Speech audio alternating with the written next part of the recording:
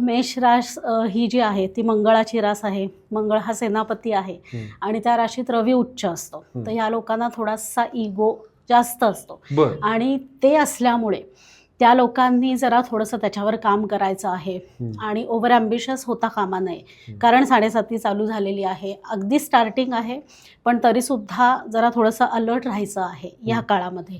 आणि 7:30 चालू झालेली असल्यामुळे एकूण तुमची पेस थोडीशी डाऊन होऊ शकते. तर ह्याची अपेक्षा म्हणजे जास्ती गोष्टींची किंवा जास्ती स्पीडची अपेक्षा करू नका तुम्ही.